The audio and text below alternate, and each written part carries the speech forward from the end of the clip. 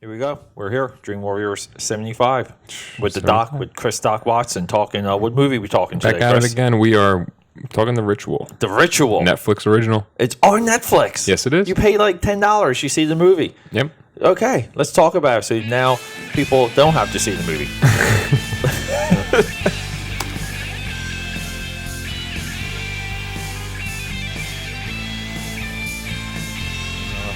Hello, sir. We're back. Back at it. How's it feel? Feels good. How's it feel to be back? Glad to be here. You're excited for it. You're quite the regular now on the. We've been doing a lot of work on lining up our next few movies, our next few episode ideas. We're in full producer mode. Mm-hmm. This movie was a somewhat homework assignment. You did very well with this movie. You watched it just about up until the end. Yes. And I didn't watch it at all. as per usual. Nah. Yeah, I didn't watch it. I watched about 20 minutes of it before you got here, and you had to rewatch the movie. Yeah, we rewatched most of it, but that was all right. I'll be a little bit more. And we experienced the last 20 minutes of the movie, maybe 15, 20 minutes of the movie together. Yeah, because you didn't see the ending. No, you didn't know how it was going to wrap up or what it was going to say. Exactly. At the end. Yes. So on a side note, I already tweeted David Bruckner, the director of this movie. Mm-hmm. I already sent him a tweet to let him know we were recording this. I'll tweet him and let him know what's happened with this.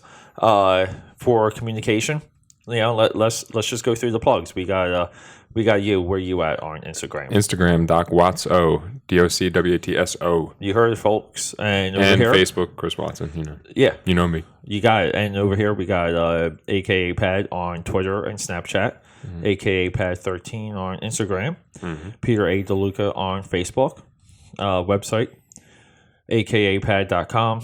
I don't know what else can I plug, but follow, like, share. Come on, do it all, people. Just do it all. And we got the AKAPAD on Twitter too. Is really constant updates. It's nonstop. If you want to follow anything that's happening, just hit it up there.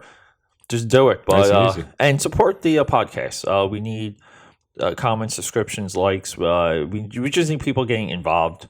Mm-hmm. And this conversation does not have to stop at two people. It doesn't. Yeah. I'm not going to stop until this conversation is at least 6 people.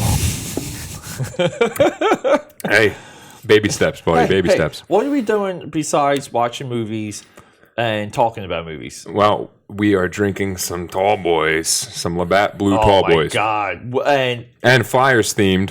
Yeah, and you know what? Too, I'm going to take a quick picture because I think that these cans, the artwork and the I was not even artwork. I would say graphic design for these cans are just phenomenal, and I like just holding them. They're Philadelphia Flyer Labatt Blue cans, Canadian Pilsner. Yep, and definitely appealing to their audience. The hockey scene, right? It's the Canucks and the hockey. It's Canada on top of Canada with these, but we're just enjoying some Tall Boys. And so overall, let's just kind of get into the dirty about this because I think Chris and I too, when moving forward, I think we're out of the initial fun of doing something together.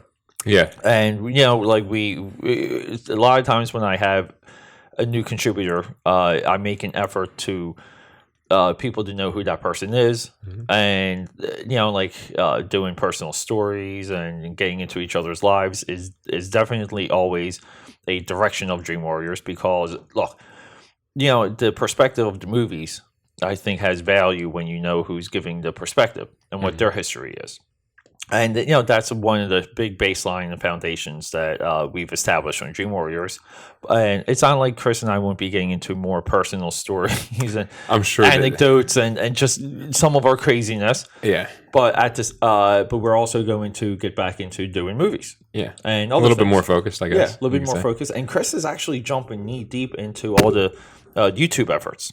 Today we're going to be doing Bad Eats. Yeah, excited for that. Yeah, because we're both hungry. Yeah. Bad Eats is a food review comedy show available right now on YouTube in 25 episodes. Just go to YouTube, search Bad Eats. Yeah, the quarter. Today we'll be shooting episode. We might be shooting episode 28 or 29. Okay. Because I have about 4 episodes in the can with Brian because we did an extended shoot. But also on YouTube is Last Night, Mark and I. went through. We did another 3 episodes of The Pete Show. So Yeah. it's just this whole week is just going to be me editing endlessly and just releasing endlessly. Yeah. While doing the podcast, watching RedTube, and drawing. So, anything to add, Chris? I think you got it all covered. Okay. I'm going to be doing some reading as well. But Which I'm excited for Read Again. Just a quick plug on that. Read Again is the new YouTube show that is about books. And we have a love for reading. We have a love for reading different and writers, Bukowski, and we have a love of Armageddon and reading. Yeah. So we have Read Again, and we're definitely going to be extrapolating more Bukowski on the podcast and linking that to Read Again. Yeah, and I think that there's plenty of content there that we could cover both platforms. No problem on that. And there's also a mutual love for the man, the Doc. The Docowski. The Docowski. They reincarnate.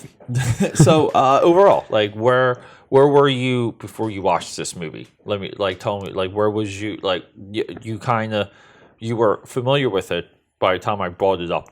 Yeah. So you mentioned it to me. I had gotten some personal reviews from a couple friends, Matt and Brett. Okay.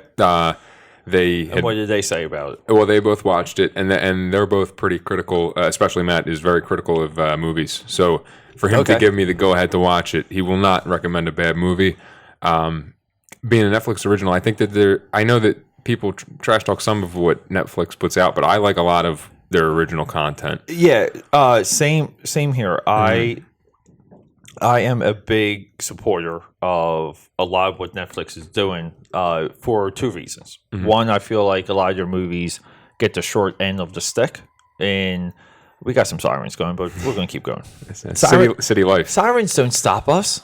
They don't. And the other thing is I hugely support what Netflix is doing, and I want Netflix to be strong and thrive and push forward. Okay, because the future, I agree. The future is Netflix. Yeah, I think that they have the art preservation of art form. Yeah, you know what I mean. It's less about industry, more about putting out better content. I believe, but I do agree with that because the range and how things are so diverse within what they release. Meaning that our next episode will be discussing Mute. Yes, and prior to Mute, one of the other releases was the Cloverfield Paradox. 2 huge science fiction movies, very expensive. Both of them, I think, looked fantastic. But to have a studio do 2 big science fiction movies within a month of itself you would never get that as a studio rollout release. Studios would do 1 or 2 sci-fi movies a year. Sometimes they would go the entire year with no sci-fi movies. And I just feel like things can move forward and be so much more experimental and progressive with a strong Netflix, because Netflix could be hey, even during Halloween, they released 5 or 6 horror movies during October, and they were all awesome movies, going to Babysitter, The Gerald's Game, and the list kind of it just stockpiled. Anybody who wants to know more of that, you can check out the Dream Warriors 31 Days of Dread. Oh, yeah. We go ham on Netflix on that. Okay, so you got some reviews. Some of your boys gave it a thumbs up. Gave it the watch. As on Dream Warriors, we like to do the watch or not watch. Yeah, and that's it. We talked about this yesterday. No rating system. No, we 4 stars. Yeah, I give this 3 7.5 pizzas. No, yeah, 3 3/4 of 1/4 star. Okay, it would have got the full star if in scene 35. It would have got the full star if I wasn't such a stuck up reviewer that doesn't know how to have fun when he or she watches a movie. Yeah. But okay, cool. So so what happened after that? You mentioned it to me about being content for the. So I hadn't watched it prior to that. Okay, but it lined up. But stars aligned. I was already warm to watching the movie, so I figured why not. Popped it on. Watched it the other day. Side note: did you pop it on or pop it off? Oh, pop it all off. Damn. What? Are we dropping those beats today? Okay. So yeah. Okay. So you curled up in your bed, cried yourself into some brownies, and put on the ritual. Exactly. I had my Ben and Jerry fix, and Chubby Hubby. There's only one Ben and Jerry's flavor in this house. It's Chubby Hubby. Well, one of my side gags with one of the female friends is whenever we go to the store to look for Chubby Hubby, I act like all the other flavors, like they're trying to punk me. And they're trying to convince me that Ben and Jerry's makes other flavors outside of Chubby Hubby. You open it up and it's right. It's like it says Cherry Garcia on the outside. Open it up, it's Chubby Hubby. Chubby Hubby. I like that. Netflix, but no, Ben and Jerry's. But anyway, yeah. So okay. So what was your? I think you and I had like the similar like reaction to like what the setup for this movie was, what the we both expected, and it appeared to us both that it would be like a Blair Witch kind of spin-off. It was kind of evolving into very much like a Blair Witch. The plot was very, like once they got into the woods, the same feeling. Very Blair Witch. The setup is something we haven't we've seen before. Yes, which is just like friends hanging out doing something, and then they end up in the woods either through a life experience, like the what's that one where like the girls end up in the cave? Not this. I want to say Descendant or Descender. Oh my god, I can't. I got a little blank. But that where like they the girls are on this like life like euphoric like life improvement type thing, and then they end up in the cave, and the cave is just full of like humanoid cannibals. Really? Like underdwelling human, and that movie is gritty. But like these movies always have a setup to put the people into the woods. Usually that setup is just sorry, like it's never a good excuse. But now we have people in the woods. In the woods, and which with this movie they went to take a trek through the woods, to honor the memory of their friend because they were all setting up a vacation together anyway. You know, they're college friends. Or fraternity brothers, I guess. Yeah, they were like college friends. They did the like the idea that some of the friends were more successful than the others. Like so, there was a little bit of like jealousy and resentment. Some have families and stuff like that. Yeah. Others, and some of these boys once some of them want to do the trip. They can't decide on the trip. Some of them are lame. They want to stop drinking at the bar. The one party boy's like, let's keep going. They end up in the liquor store, and his friend gets killed in the liquor store while he like somewhat cowardly watched or didn't interject. Interject. So he has in a liquor store robbery. Correct. Yes. And he has a level of basically like he has a level of angst and hurt and regret. That is and PTSD too. Yeah, because he has these flashback type situations. Yeah. Okay, real quick, the movie I'm thinking of is called The Descent, where it's the I know the name dude, of it. I know the name. That movie is the pinnacle of this formula. Okay, so the formula of people ending up in the woods and dealing with something supernatural or other natural. Okay, this movie is it came out in 2005. It's a movie that is it is like the like you can never have a boxing movie without it ever being measured up against Rocky.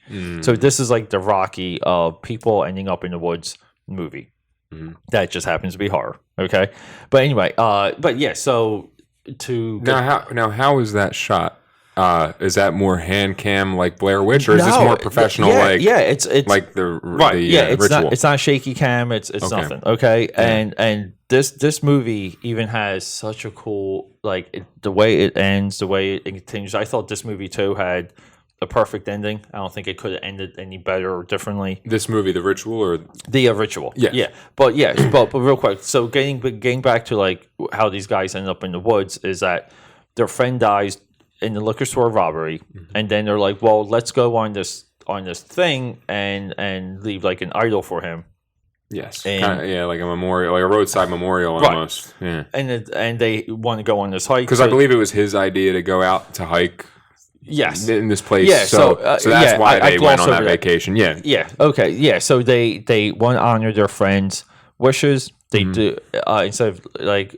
See, that's where like in those situations when it comes to me, and it's almost like okay, like are you being someone of a little bitch, and you're not.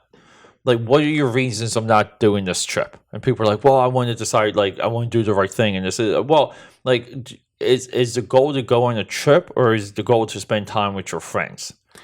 And to me, it would just be like, I don't care what we do as long as we, like, do it together. Like, you guys That's decide. what it's about. Yeah. And that's always, like, what my, like, go-to is for that. But, of course, these guys aren't like that. And as we saw throughout the course of the movie, they're all little bitches. Yeah. They're all little sorry boys, but yeah. So these guys, they do the hike. They leave the pictures. They leave the idol. Yes, and to interject here, not a lot of them, but there's a couple of them, and maybe all of them that pass the blame on to their friend who the one that was in the liquor store that didn't defend his the guy who died. There's some transference. There's some suspicion that this guy froze could up. have did more. Yeah. Yeah, but look, at the end of the day. Dude, that situation, it's like, come on. That's a no-win situation. You got a double-armed robbery. One man armed with a blunt weapon, the other one armed with a gun. What are you going to do? Yeah. Smash them both with a vodka bottle? I mean, possibly, maybe. Why would you... But why fight it? Wait. Why would you do that to the alcohol? Yeah. Well, and then my biggest thing was, during the robbery, can we go over that scene real quick? Yeah. Is that the friend... got robbed. So the friend was in view with the robbers, and he said, "Hey, give me your wallet." There was a couple things I wasn't. Give me your watch. Yeah, and he's like, "Give me your ring," and the guy's like, "No." Yeah. He gives him everything else, but when he got to the wedding ring, it was an issue, and he's like, "No." But before saying no, he turns back to his buddy to almost like to see if he would give it up or not. Yeah, and the buddy. Shakes his head like, nah, don't give that shit back to him. Like, come on. So he's like, no, I'm not my wedding ring. And then he gets bludgeoned to death. Yeah, I thought it would have been cool if he gave him the ring, then he still got hit with the machete. He was completely compliant. And no witnesses. Right, and the guy just like still off some. So the other thing we spoke about real quick. So this movie we're not going to pinpoint the country, but we'll just say this movie takes place in Europe, whatever. Okay. And the guy gets killed by a machete in a liquor store. And it's kind of funny because here in the U.S., it's like, that's weird. Like, why not just have it be a gun? So the reality is overseas, like they're so crazy with guns now.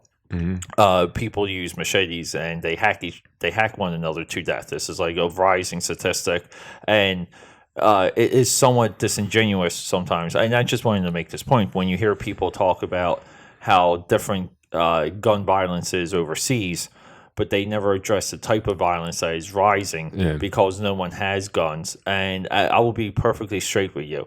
Getting hacked with a machete is far worse than getting shot with a gun, period. No doubt. Having people having that as an expectation to inflict onto people, like as an option, it's a different mindset and it's far more brutal and violent. So much more personal. Yeah. So much more. You have to be a savage to bludgeon someone to death with, or to slice someone to death with a machete. To shoot someone, you could be a coward. Yeah, you have to be so much further detached from your humanity to have that be an option. And I really feel like this movie could have maybe spoke about that a little bit. Okay, like now I feel like movies should educate. Okay, like movies should always put new ideas and nuance into your mind in a effective, conscious way. Yeah. And to speak of that, like so throughout the movie, like these guys are being stalked by a monster. Okay, being tortured psychologically too, like it's in their heads. Yeah, which I loved. Okay, that was the best. That was the greatest part. Yeah. So this creature, I think, is one of the best movie creatures we've seen in a very, very, very, very, very, very, even on the design sense. I agree in the design sense, in the fact that it touches back on the powers and the reference from the Norse mythology and that kind of thing. I like that it's like historic, like has a little bit of historic value in it. Yeah, and that's what I'm about to get to, which is like this creature is of Norse mythology. Okay, is the brother of Loki. Loki, yes. And which what it was. What was it called? Do you recall the name of it? Loki brother. Yeah. It's called. No, we should have known that, right? Yeah, we know. Well, hold up. I would. I'm trying to find it. Hey, Chris, talk and cover real quick for me. So, well, to get back to where the guys, the Jotun, Jotunn, Jotun.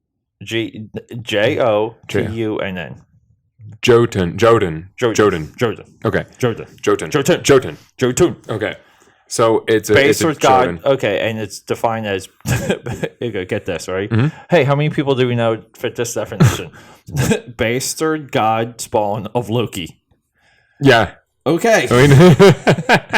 Only for the gods. Okay. But yeah, so to interrupt real quick, the thing I liked about this movie was that it went into real mythology, plucked something out, and you know, and somewhat connected it to like why it would be in the forest and what its intentions are, and that there's actual religious belief in that kind of stuff. That at one point that truly did exist, and there is still people out there that believe in this kind of stuff. And I even like the one thing, my one subtraction, like the one thing that I would want to see more in this movie would be more of like what is happening with the people that worship the creature. Like, you know, like what are they really doing? Yeah. Like they're kind of immortal, but they don't seem like to be living life. Yeah. And like I'm just like, okay, like we would need to see more of this. Why is this attractive? Mm-hmm. Like why is this better? And I because to give up living life to escape death and be chosen by this creature, right? Which is what happens. Yeah, you're touched by this creature and not killed. Yeah, you bow before it, and then you're Yeah, and if he's like if he's connected to Loki, like is it like a trickster, or is he manipulating them? Are they like yes, absolutely. That's what the psychological effect, which we got to just mention about that, is that this thing gets into their head. So every time this creature comes around, the guy from the liquor store robbery, the one that survived, always has these flashbacks to the liquor store. It's like he's has these in the liquor PTSD store. Flashbacks. Yeah, which I thought were well handled. Very well handled. Yeah. So and very, very much had that sense of the same type idea of the upside down from Stranger Things. We were trying to connect it to that this creature, because it can exist both in like a dream world and a reality, or an alternate reality reality. Kind of like like I first said, like, hey, he's like a real time Freddy Krueger. Meaning that Freddy Krueger could be in your subconscious and in the physical realm, like in your head and out of your head at the same time. I'm like, this is very much. And I really thought like they defined that, and they made the rules for this creature like so well.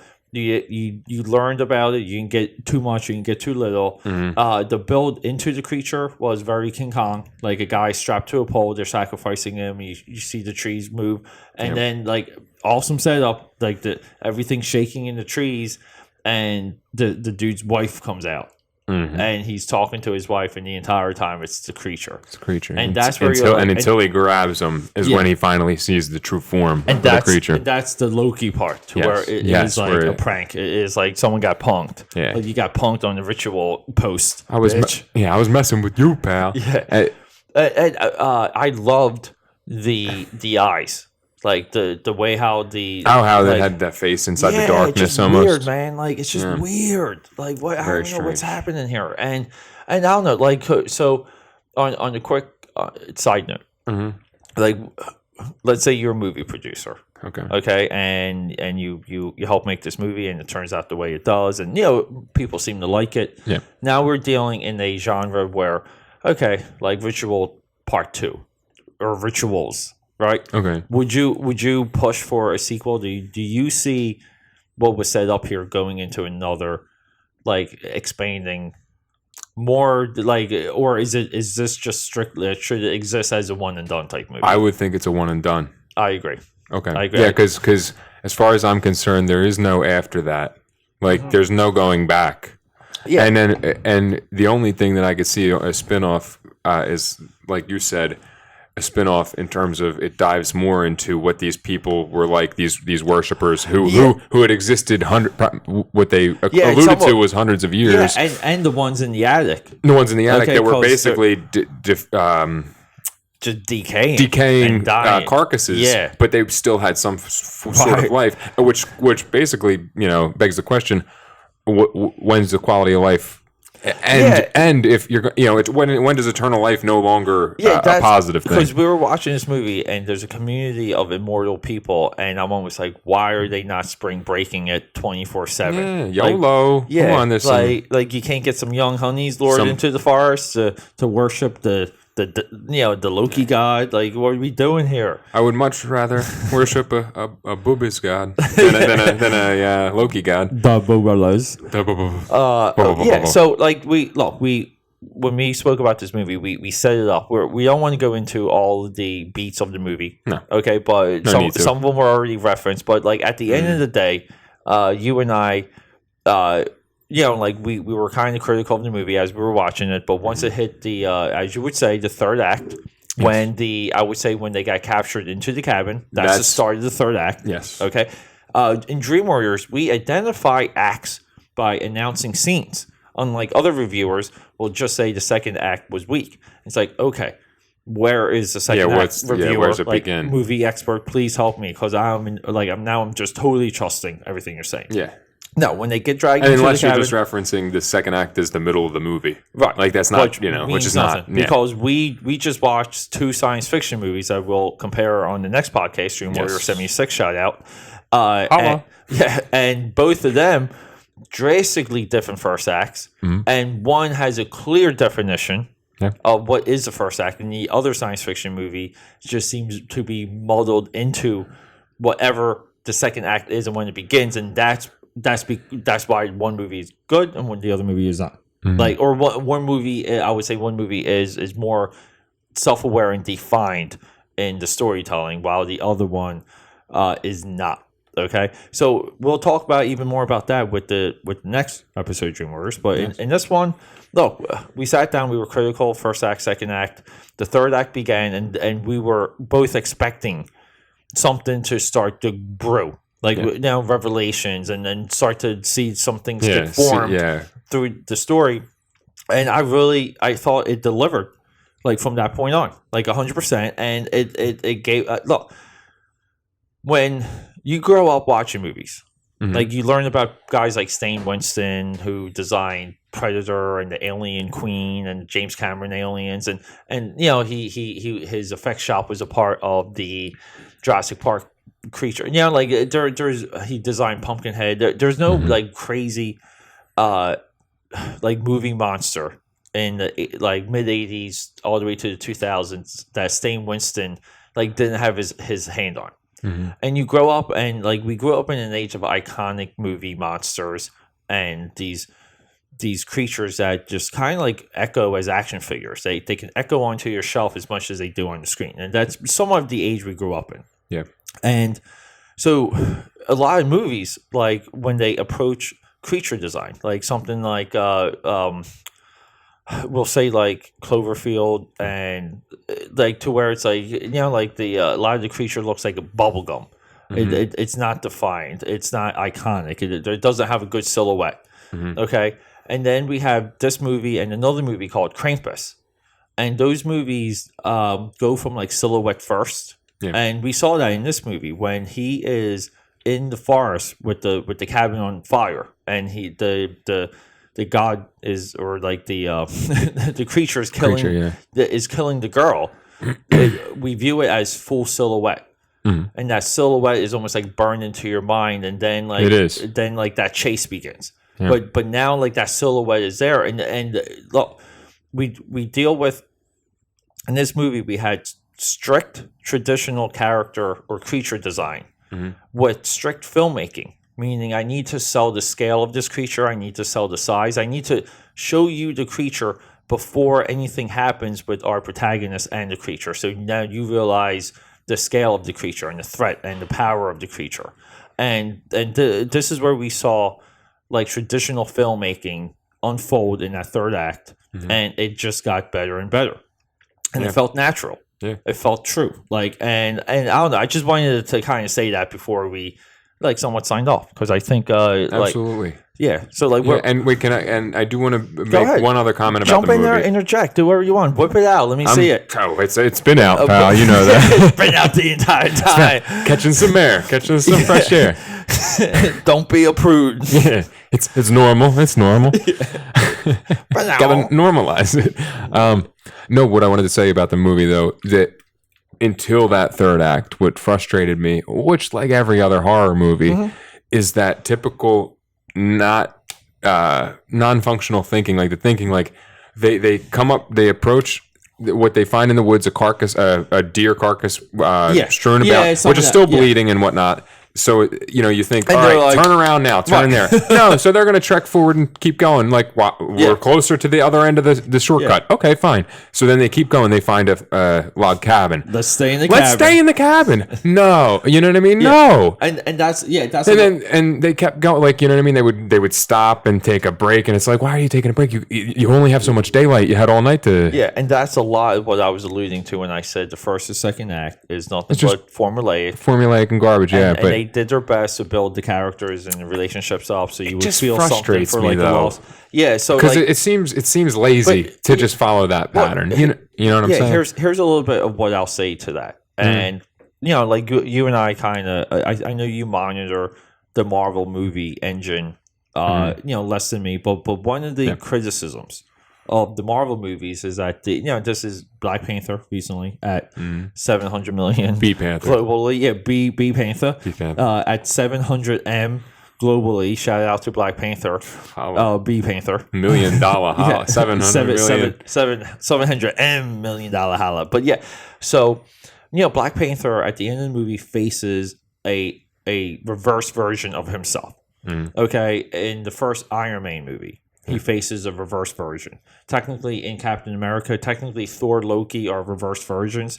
So, like, there's like this trend, where and you're like, well, how does this exist? Because the movie makers know, like, they know what they're doing, and they know they're doing this. And the reason why that's so effective is because they spend time setting up the power sets of the hero. So, meaning that like you understand how Black Panther works and the technology of his suit, the capabilities and limitations of the suit. So now at the end of the movie, there needs to be like a conflict. There needs to be like a conflict with consequence.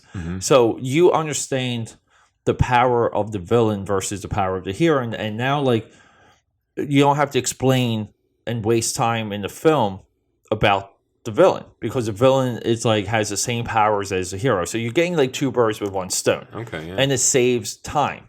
Okay, and the movie can go in other things. And this is usually where, like, again, Black Panther and Iron Man, like, why they're so good and effective, because they spend so much time on the hero doing other things, less time on the villain, but the threat is understandable. So what happens is, like, along the way, the hero will get depowered. Iron Man starts to lose the power of his suit and the usability of his suit. So now he needs to get creative to defeat the bigger version of himself. Okay, like the Hulk movie did the same exact thing with Hulk Abomination. Okay, and so technically, even to the Captain America and Bucky are like, or Winter Soldier are reverse versions of themselves. Yes. Okay, like so it goes, and there's a reason for this, because you don't have to explain the power of the villain and why the villain is in threat to the hero. Now, the only reason why I'm going into that, like on this, is like when we deal with these types of movies in the ritual, it's almost the same thing. Like the setup to the third act is the ritual of us, pun not intended there, but it's the understanding of the setup. And they're echoing what we've already seen in other movies, because there's less to educate.